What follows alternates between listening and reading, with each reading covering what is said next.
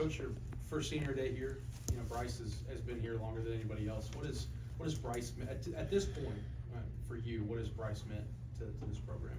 Yeah, I mean, I think from day one, just having Bryce have faith in staying and believing in myself and the new staff and all those things, I think that spoke volumes about him and where the program is headed.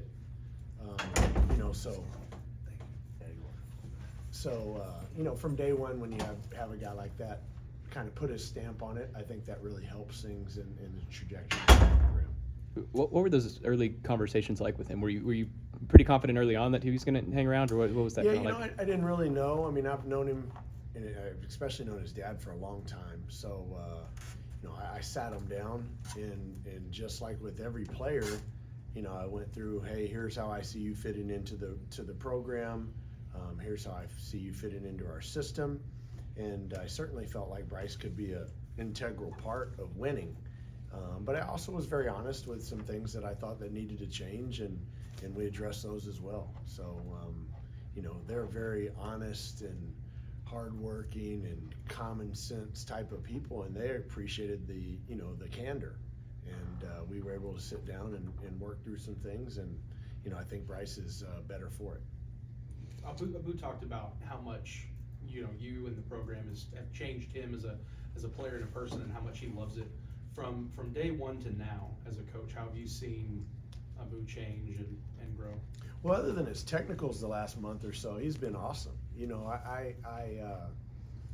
And not that I'm not proud of Bryce, but like Abu's come a long ways, and both those guys statistically, this is their best year. I think that just in terms of impacting winning and those sorts of things on the floor, this is their best year. But off of the floor, to watch him grow and mature into a young man, it is really, really fun. And he made a comment the other day about, hey, like, Coach, can I come back next year? Can you give me another year of eligibility? And I looked at him, I'm like, what's that about? And he goes, I don't know about all this adulting stuff. But that's a mature thing to say. You've had somebody tell you, hey, you're going to wake up at 9 o'clock and you're going to be here at 10 o'clock and we're going to practice. And then, so it's fun to watch those guys go through the maturing process. And, with both of them, with all these seniors, just because you finish your eligibility doesn't mean that you're done with the program, right? That's what part of being a program is. I've got a player who's coming to our game on Saturday by the name of Jeff Tompkins, and he's going to bring his son. I haven't coached Jeff since probably 1997, 98, somewhere right in there. And that's what this is about, being able to be involved in people's lives, from the time you coach them all the way through until the end. Off the record, can Jeff's kid play? He's a baseball player. He's a baseball player. And he's hurt right now, so. I don't know if you can say it any better than what you said with Zach's question on Abu, but I asked him the question, and he talked about how when he left his previous school, his basketball career was there. He's got a chance to play now beyond, whether it's overseas or wherever, and that was one of the things he said, I'm so thankful for what Coach and the staff have done for me as a player, because I wasn't very good when I got here. Yeah, I wouldn't go that far. He's a good player. But I think one of the things that I try to impress upon him all the time, and impress upon all those guys, is you have to keep basketball as the number one thing, right? And don't, the NIL and the portal has changed things, and it allows people to get sidetracked. And for him, this was his last chance to show everybody that he's good as we think that he is. And he's done that for the most part. His free throws are up, his three-point shooting is up, his rebounding's up, his scoring's up at the high major level especially. He's done everything that he needed to do, but he did it because he got back to the foundation, and the foundation is the work, right? The foundation is working hard all summer long, the fall, the spring, and now allowing it to be shown during the games. And that's what I really try to talk to him and all of them about, is we can't get off track. You're here to be a basketball player. You're here to be a student. You're here to be a good person, and eliminate all the other stuff, right? Concentrate on being a good player, a good person, and a good student, and the rest will fall into place. Going back to Bryce, is there anything, you mentioned you've known his dad for a while, so maybe there isn't anything, but is there anything that surprised you about him as you kind of got to know him over this past year? Yeah, I mean, you guys all look at Bryce. My guess is that Bryce is just the sweetest kid ever, and he doesn't say anything. He doesn't really show a lot of emotion.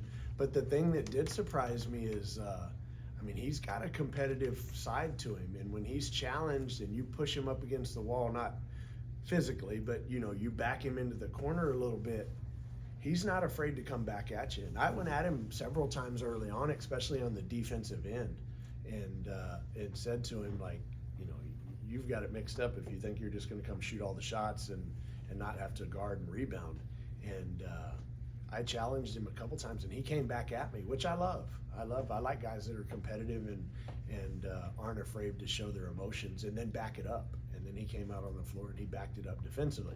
The problem is I tell him all the time, once you do that once, you should be able to do it every time. So you've shown me you can do it, so now you need to do it more often. I've heard legends of his late night gym sessions where he gets a manager and comes and shoots. His work ethic, has that been something that stood out to you? Yeah, no, I always knew that he worked really hard at it, but like I was teasing him and his dad. Let me think. Today's Saturday, so last Saturday we were at home. No, whatever. Whenever our last game was at home, Iowa State. The night before the game, Bryson put something on his social media at 9:15 p.m. them in the gym, and it's Rod shooting. So I screenshot it and I send it to Rod, like, hey, who's supposed to be working out here? He's playing tomorrow, not you. Just giving him some grief. But there's a huge investment in that family in basketball, and it's fun to watch that pay off for them. Does Bryce seem more confident now than he was? And I know he was hurt, but does he seem more confident than maybe he was heading into the year? Hard for me to answer because he was always on the shelf all summer and all fall for the most part. I didn't really get a chance to watch him and coach him. But he's always seems like a pretty confident person because he's usually got his stuff in order and he works hard at it and he's diligent about it. So I will say this, though. I do definitely think he's a confident basketball player and a confident human. And that's going to carry him a long ways. You talk about his competitive side was probably the biggest surprise for you, for him. Of the seniors that you brought in, or the players you brought here, was that the biggest surprise for you of all the players, or is there someone else like, well, I didn't expect this or that, or? Oh shoot, man, we'd have to go down the list of the guys, but for Bryce, that competitive side, yeah, that was certainly something that stood out to me. Abu's ability to shoot was something that kind of stood out to me.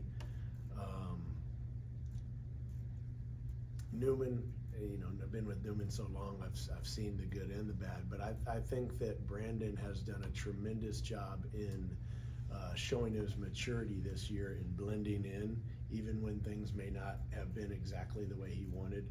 He never complained, and he was always about the team, and even if it wasn't necessarily the larger role that he had the year before, he maintained it on winning. Khalil, that's I love him. I'm still trying to figure out how to push his buttons a little bit more. But I think that when you can get the competitive juices going in him, I think he's been a pleasure to see on the floor and to coach. We just need to get a little bit more consistently with him. Trying to think who else we got. Got Kirk. We got Tyler. Mikey obviously didn't play a whole lot. I think that's it, right? I think so. Yeah, I think that's it. Yeah. What does senior day mean to you? Is that a fun moment for you, or do you kind of dread that because it's the end? Well, it depends on the year. It's always a tough moment because in reality, you think of these guys a little bit as your own kids, right? Like we're talking about Bryce and Abu and those guys. I mean, to see them mature, and you take pride in that, and you take pride in the fact that they grow into young men and are ready to go out on their own.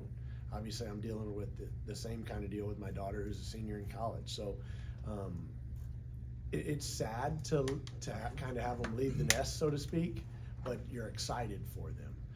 Now, the flip side of that, when you're really good and you're in a position to go to the NCAA tournament, it's really fun because now you get to share that experience with those guys, and going to the NCAA tournament or even postseason play and having a chance to compete for a title other than the Big 12 title, you can't replace that. That's special.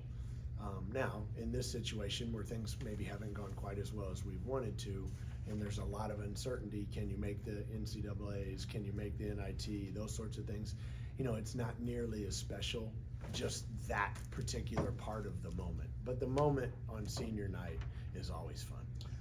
What are you talking to them about as far as extending the season?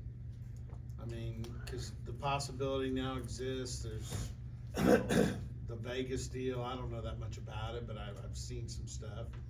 What are you, is there any message there, or is it just one game at a time? Don't even think about, let's just play ourselves into something. No. We always talk about the big Okay. picture, but what I talk to them the most about is get a rebound. Because if we don't get any rebounds, we're not going to any tournament after this season's over, right? I mean, we got Right. our butts kicked again last night on the glass. But yeah, no. I mean, I talk to them about all the different avenues or options there are after the tournament, and you came here to play postseason basketball. I always talk to them a lot about 100 practices. Usually if you get past 100 practices, that means you're in postseason play. And I think we're at 96 right now, maybe, so we're gonna get 97.